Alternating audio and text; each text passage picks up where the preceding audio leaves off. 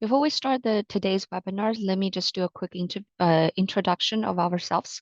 My name is Juan Yan. I'm the ISS advisor, and I will just leave for my colleagues to introduce themselves. Hello, my name is Jing Ma. I am an advisor at ISSF. I'm Daniel Deck. I'm also an advisor at ISSS. My name is Sean Emery. I'm also advisor at ISSS. All right, as you can see, we have a pretty big crew today.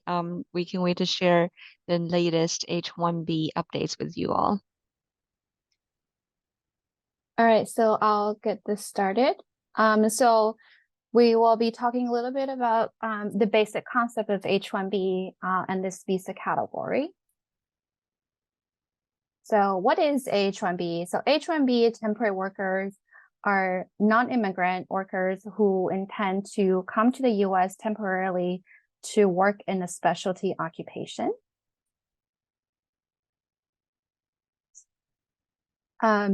So specialty occupation is one that requires a bachelor's degree or higher. Now, Penn most commonly use H-1Bs for tenure-track faculty positions, research associates.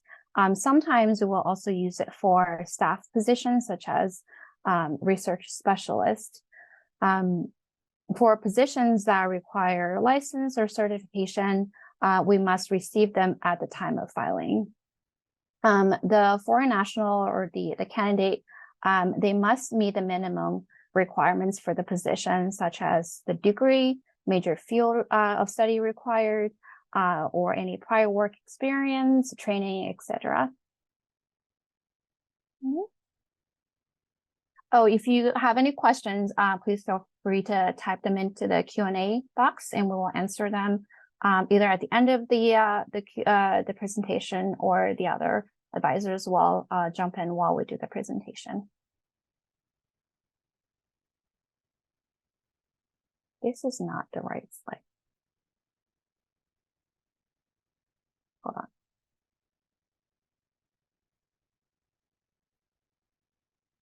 Okay.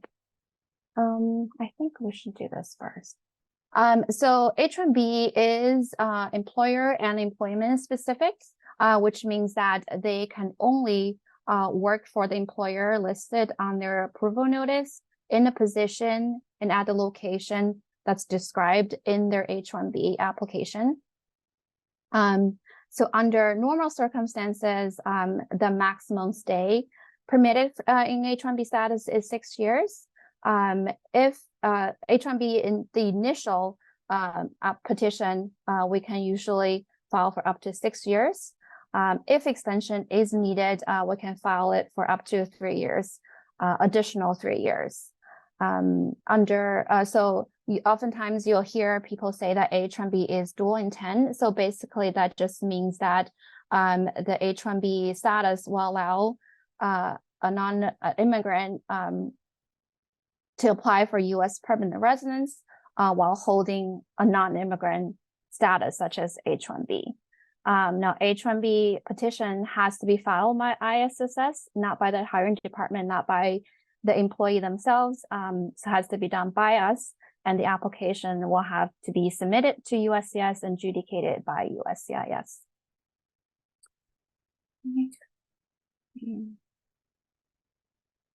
I don't know why the H4 was there.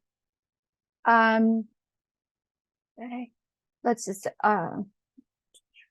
so dependents of H-1B are holding a H4 status. They are considered, so the definition of dependents is spouse and any unmarried children under the age of 21. If they're 21 and older, they're now eligible to apply for H4. Now, H4 dependents are eligible to apply for employment authorization if the H1 primary holder is in the process of applying for a green card, and usually that's with an approved I-140. If you have specific questions about that, feel free to reach out to us after the webinar or reach out to the ISS advisor to discuss your individual case. So if when ISIS is processing the H-1B application, sometimes there are dependents are part of the application. So ISIS is able to include H-4 applications in the H-1B filing, but we are not able to review the H-4 application, so that we ask the H-1B, the primary holder, to make sure that all applications, all files and supporting documents are complete at the time of submitting to ISSS, so that we can include that in their H-1B filing to send to USCIS.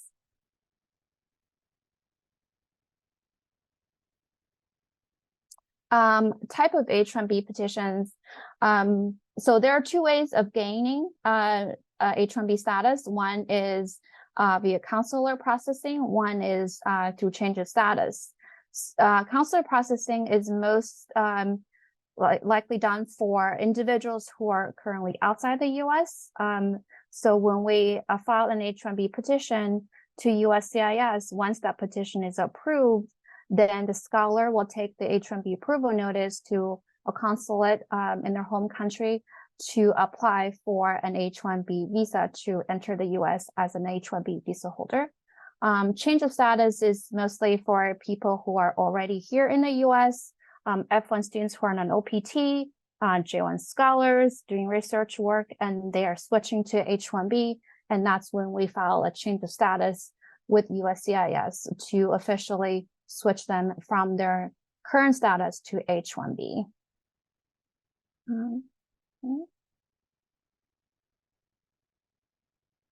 Types of H-1B petition. So initial is when we file a petition for someone who's never been in an H-1B status.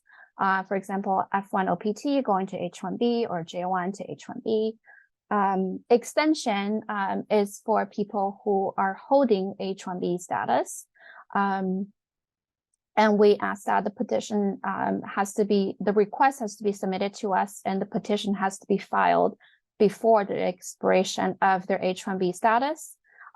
Employees are able to continue to work for up to 240 days while the extension application is pending with USCIS.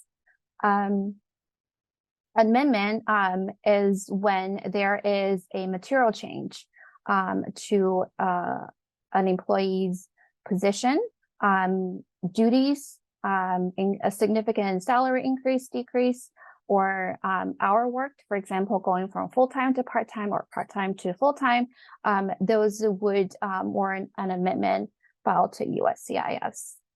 H-1B change of employer is for those who are already working in the U.S., holding H-1B status at a different employer in the country.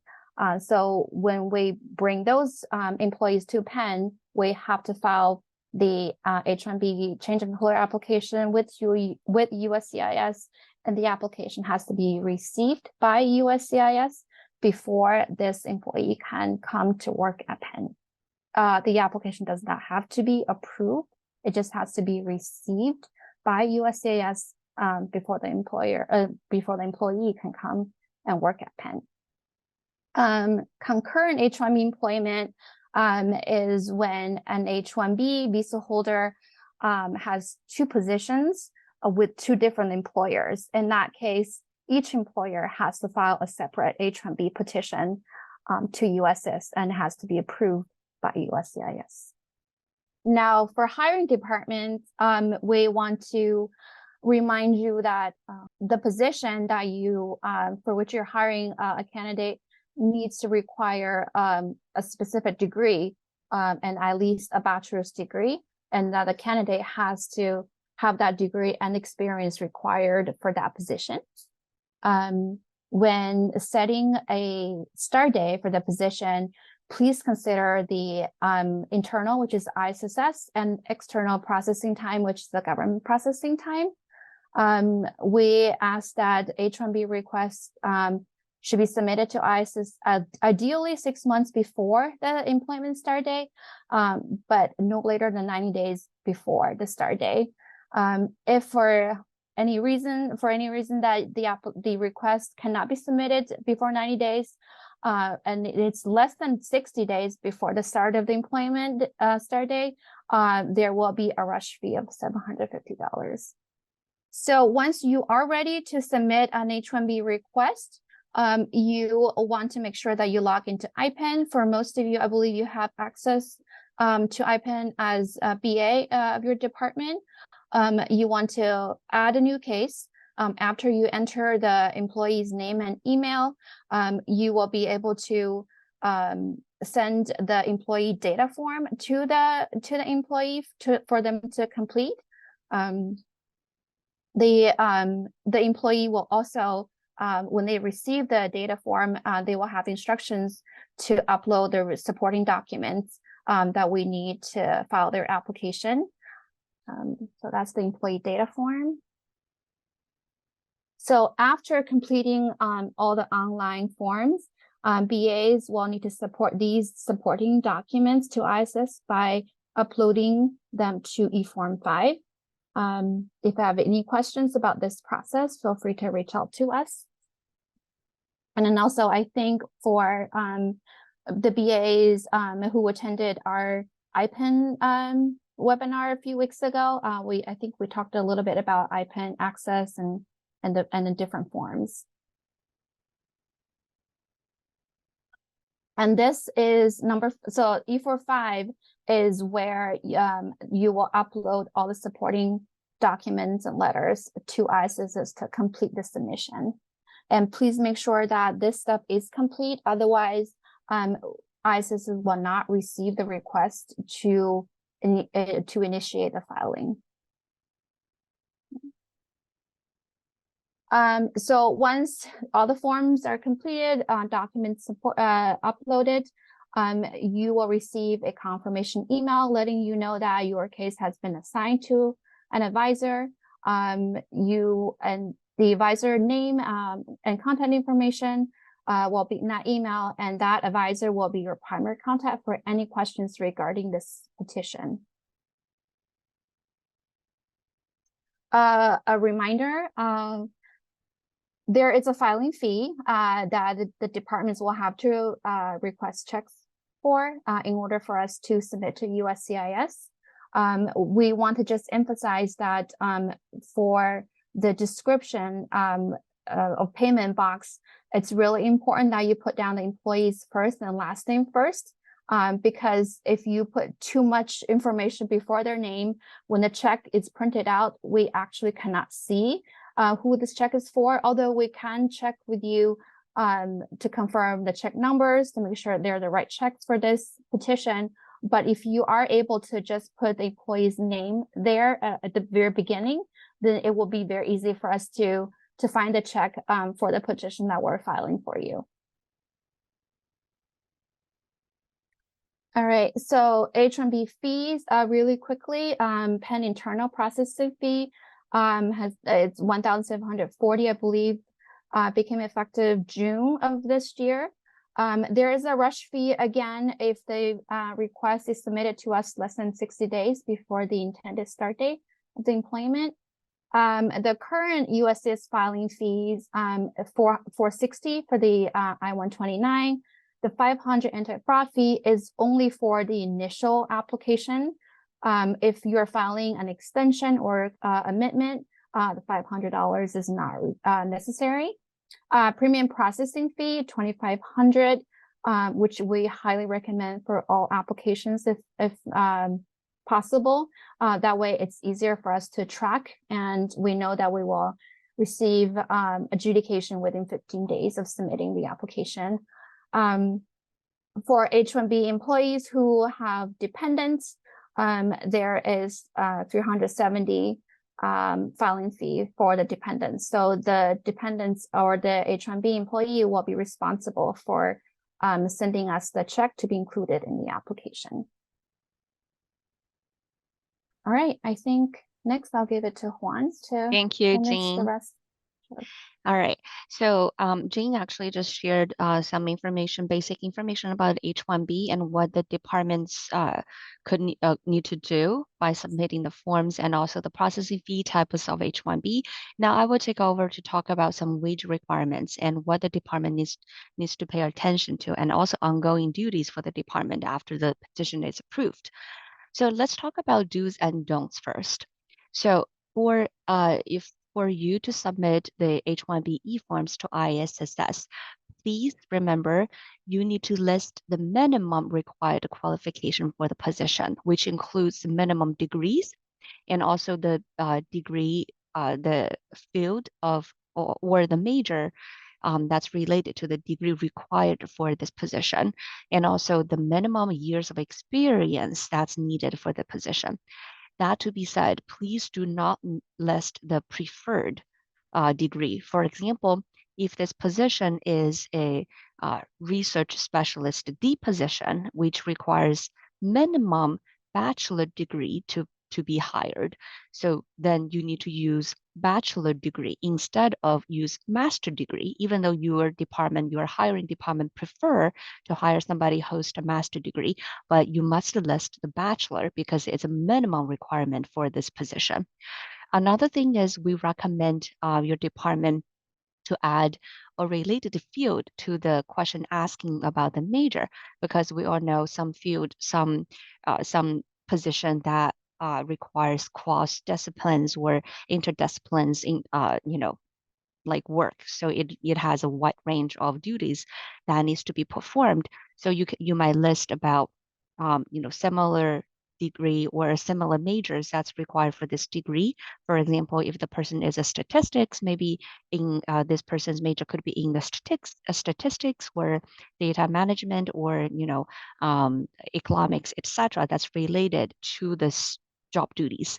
Another one is we recommend you to add perform other duties as assigned in the job duties description.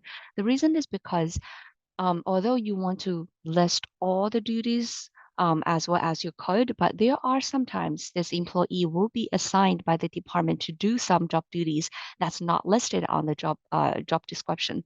So that to be said, when you add perform other duties as assigned, is kind of like you know, as a backup plan. So in case this person is doing something that's not listed, specifically listed on the job duties. Another thing is if it is a staff position, for example, research specialist or technicians, etc., those kind of jobs, if it's a staff position, ISSS actually requires you to provide the workday acquisition form or the workday job posting along with your H-1B applications. And please do remember to provide all work locations, which includes the home location, because we all know hybrid now is a trend at a Penn. So if you know this person will be perform some percentage of the job at the home address, please also include the work a home address as the work location as well. And so for the don'ts, like I said, please do not list the preferred requirements for this position. And also remember, please do not tailor this job descriptions to the preferred H-1B candidate. You need to, yeah. So another thing is to keep in mind is if this person is helping with students, postdocs, temporary employees, that's not considered as supervisory responsibility or supervisory duties.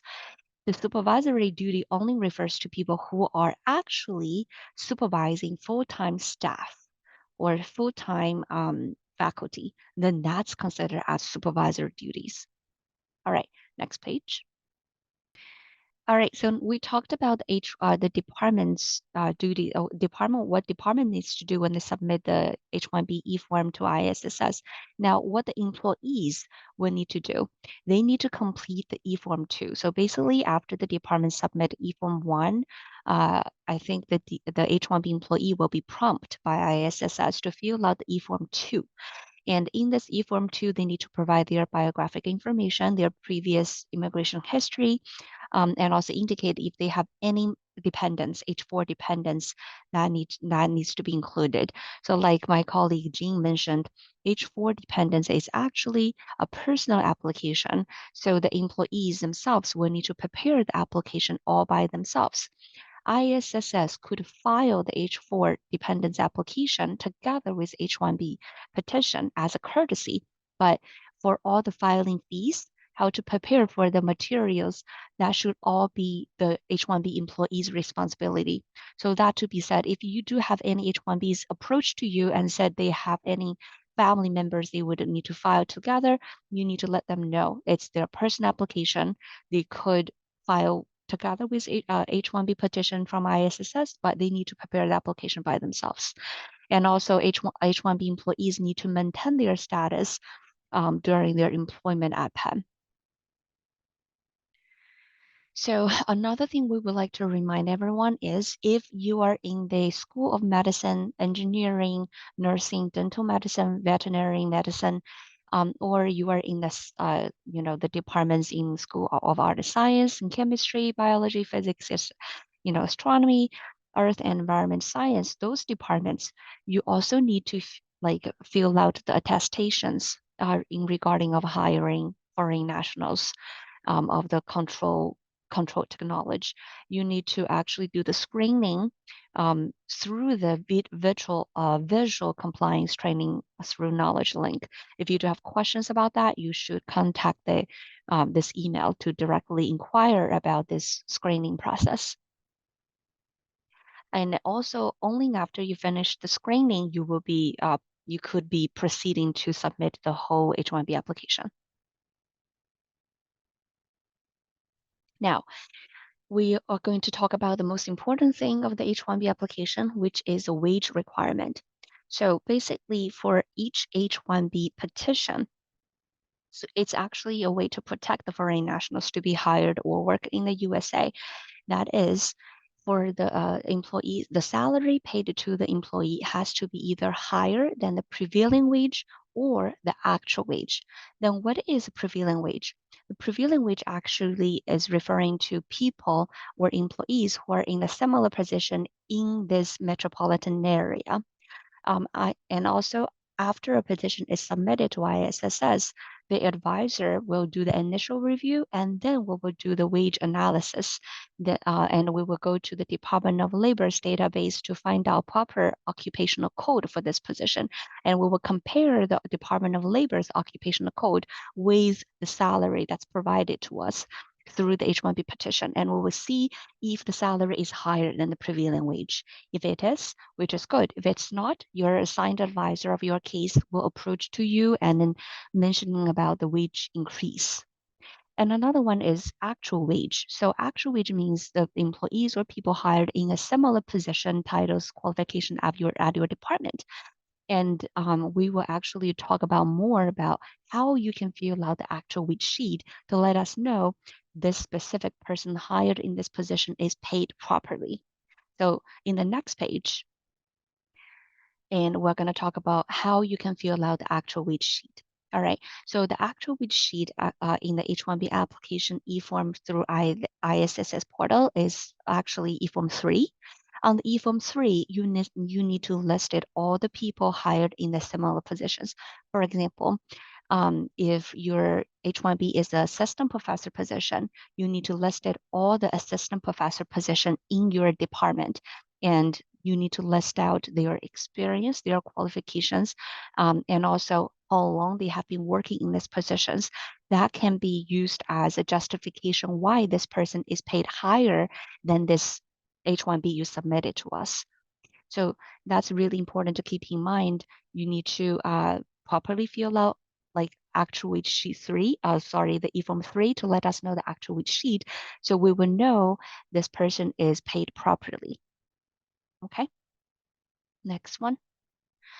All right, so after the wage analysis is done, then ISS advisor will go to the Department of Labor system to submit the LCA. So LCA refers to labor condition of application. Like I said earlier, it actually verifies where this person will be working. So the work address, work locations can be really helpful. And another thing is the wage salary, the salary that's paid to this employee is actually higher than the prevailing wage. That should also be reflected on the LCA. And after the LCA is submitted to Department of Labor, it's going to take the DLL about 7 days to adjudicate. And once the LCA is returned, ISS advisor will reach out to the employees to confirm the LCA is well received by the employees. Then we will move to the next stage of the H-1B, which is to prepare the petition for submission to USCIS. And there are, like my colleague also mentioned earlier, there are two types of petitions that's sent to USCIS. One is regular processing, another one is premium processing. For regular processing, the adjudication window it fluctuates. It could be from 2 to 9 months. Actually, now it's even 3 to 9 months. I've never seen a regular case can be adjudicated or can be approved within 2 months. So it's a really lengthy adjudication process. And for that reason, we normally would recommend you consider premium, which only takes about 15 days to get a decision from USCIS. So if we go to the next page, and we can see the decision includes approval, which means your H-1B is approved by USCIS. Another thing is request for evidence. So request for evidence means the USCIS officer, they will need more evidence to review your application and then to verify everything is accurate.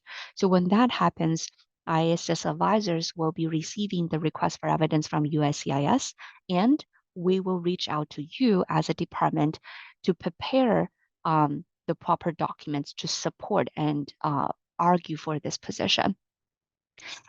Usually there is a deadline for us to respond to the request for evidence. Therefore, when the ISS advisor reach out to you, please respond to the advisor and work with the advisor promptly so we can prepare for all the evidence in a timely manner and address the RFE in a timely manner as well.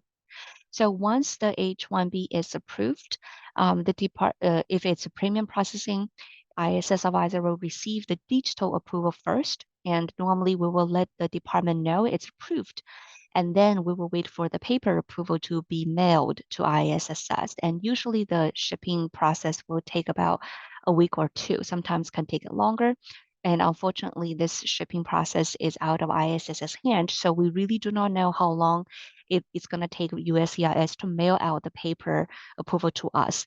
So that to be said, if this H-1B has a pretty urgent start date, we always recommend you to prepare the H-1B and submit application to ISS as early as you can so we can have the window for the approval notice to be shipped to us. Okay. Oh, sorry. One more thing I want to remind you is after ISS receive the paper approval, then the advisor will send you an email instruction of how to pick up the paper approval, or you can arrange for shipment of the approval to you or the employee, especially if the employee is outside of the USA and is going through the consular process. All right. So now the question after we got the H-1B approval, then the question is when can this H-1B begin working? So it really depends, okay? So like I said, there are different types of H-1B petitions, right? So if this case is initial H-1B, and also if this person is in the USA and in a different status other than H-1B, so it's what we call change of status, then this employee has to wait until USCIS approves H-1B petition and the start date of the H-1B is reached. And if this person is abroad, is going through consular processing, then this H-1B has to wait until he or she gets H-1B visa and be admitted at the border in H-1B status. And also the start date is current in order to be onboarded at Penn. However, if this person is in H-1B status already and is also in the US, for example, if we file for extension, or if we file for change of employers, or we file for amendment petitions, then this H-1B can start working for the new employer upon we have the receipt notice instead of the approval notice. All right, next page, please. Now, we talk about the consular processing. So basically, consular processing means this person needs to go to the U.S. consular, get a U.S. H-1B visa on the passport, and then travel with H-1B approval notice and also the visa sticker. You might be approached by H-1B employee asking you if this is a new hire or this person is overseas, like how long it's going to take for them to get the H-1B. So basically, if this is consular processing, you need to let them know there are 3 month adjudication window from ISSS. We could expedite it, but there will be 15 days if it's premium or a few months adjudication if it's regular from USCIS. And then this person also need to calculate the visa adjudication time from the US Department of State and the US consulate overseas. So the time for each visa application varies, and ISSs unfortunately do not know that information. Therefore, it depends on the H-1B employees to go to the US consulate to double check on their processing window by themselves. And also there might be some backlogs. So it's really important to, when you submit the application, to calculate, think about all the application time in ahead of time. Now, this one is actually refers to the site visit. So sometimes the Fraud Prevention Division of our USCIS will conduct the site visit. The purpose of the site visit is actually to verify the H-1B is legitimate and also it's accurate. There's no fraud. So when that happened, the USCIS officer will actually contact ISSF, or they will contact you as the department because you are the employer listed in the application. They will contact you directly and asking for some information. If they contact ISSS, we will schedule the meeting with the officer and with the employees together. So all three parties will be sitting together to go over the applications. However, if they directly contact you, then please do not respond to them. Please call ISSS first. And then in that way, we will be the one to get in touch with the officer and to talk about that. We actually do had the cases in the past. The USCI, there was a physician position submitted by Hub, and the USCIS officer directly show up at 34th and Spruce Street at Hub and asking for this physician, but that physician was actually in a procedure. So that was a pretty bad situation. So when that happens, please contact the ISSS first, and we will be the one directly contacting the officer and schedule the meeting. All right.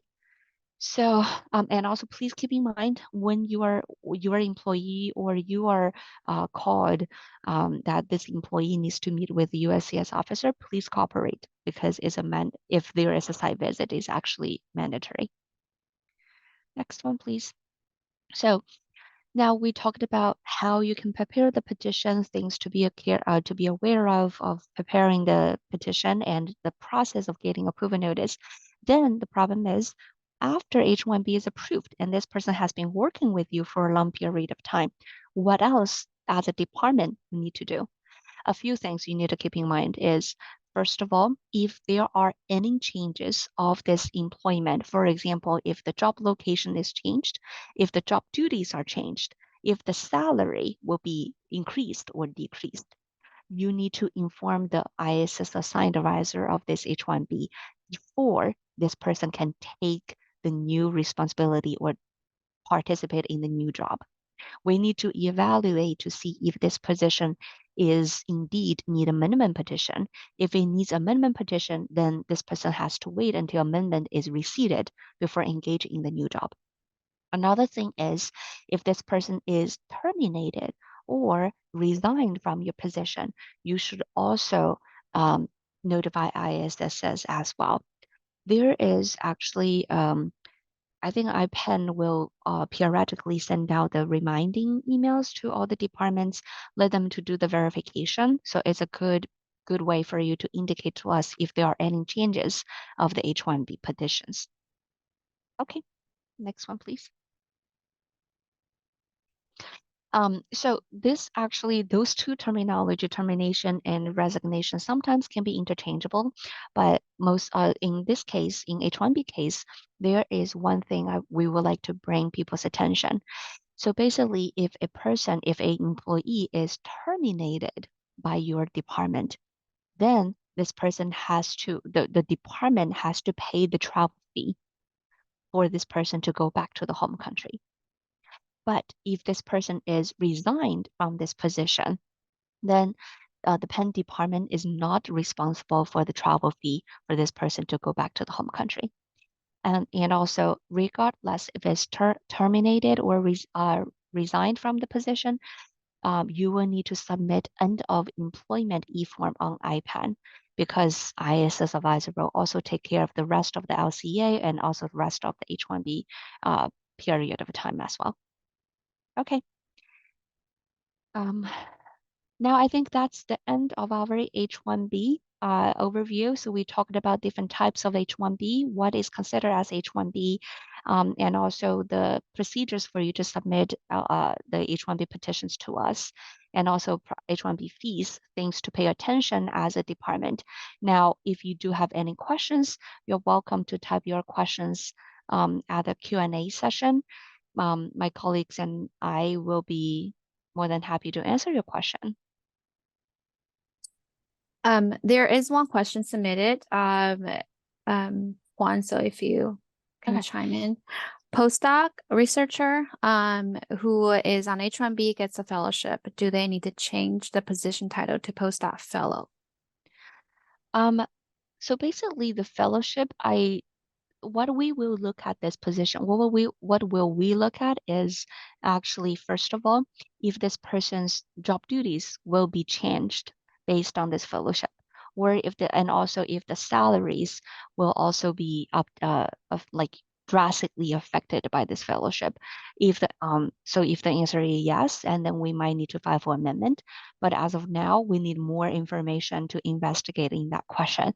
So if the position title or the position duties are not changed, so then there might not be a need for the amendment. So if you do have specific question like that, please reach out to ISSS and we will need you to provide more information about that case in order to give you better advice.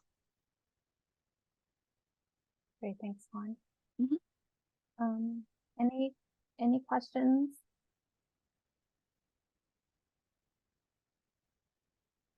I want to start the IPEN process, but you won't let me submit until we were 7 months out. Current visa expires in May and had to wait till October.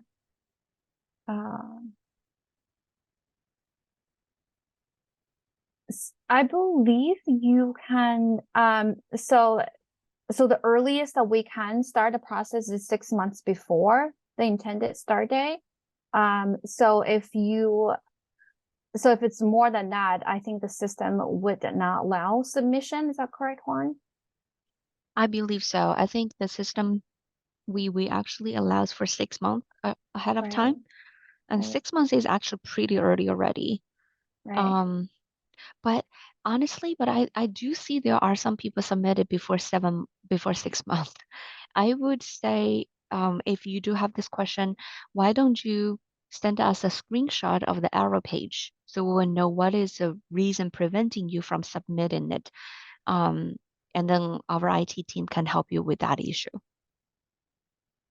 And then also, I just want to add that with the premium processing, we can start out the application as a regular processing. If it turns out that it will not be adjudicated in time for the start of employment, we can upgrade an application to premium processing if necessary. Yes. That's not necessarily the question, but I just wanted to add that information there. Thank you, Jean. Is there a requirement to notify of merit increase? I don't think so.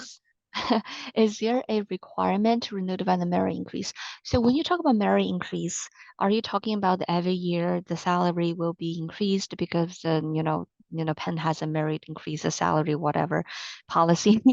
So if that's it, then actually you don't need to notify because it will be considered as a natural progression of the position. It's so that in that case you do not need to worry about the salary increase. When we talk about salary increase, it's more like this person has drastic like salary change. For example, this person's current salary is 67K, but then later it's changed to like 80K. That's like a big jump of the salary, and we need to know what's the reason. But if you're talking about the merit increase, like every year 2.5% or 3% of salary increase, that's a natural progression of the position that you don't need to notify that change. Okay, I think the next question is similar to that. If a postdoc gets reappointed with a stipend increase, do they need to report that stipend increase in IPEN? When you talk about reappointed, I'm actually curious to know, like, so this person was in H-1B position and then changed to a different position, different status, and or leaves Penn and then comes back and then as a postdoc and we want to like rehire them. I wonder if they're just talking about an extension of Well, the if current I position. see. If it's extension and then normally if the extension if the H-1B is, like still valid for the rest of the period and then you need to if it's considered as a merit increase of the stipend, then usually it doesn't need to change a lot of things. But if this person is extension but beyond the approved H-1B period, then we will actually need to file for actual extension. In that way, we can reflect the new salary or new stipend, increased stipend in the new H-1B petition. So it really depends on the situation and also this person's current H-1B status. And then also to add to that, I think 5%, anything over that is something that we have to look at whether an amendment will be necessary. Is that correct? I think so, 5%, yeah. If it's not like If it's over. over 5%, yeah. Yeah. Thank you, Juan. Mhm.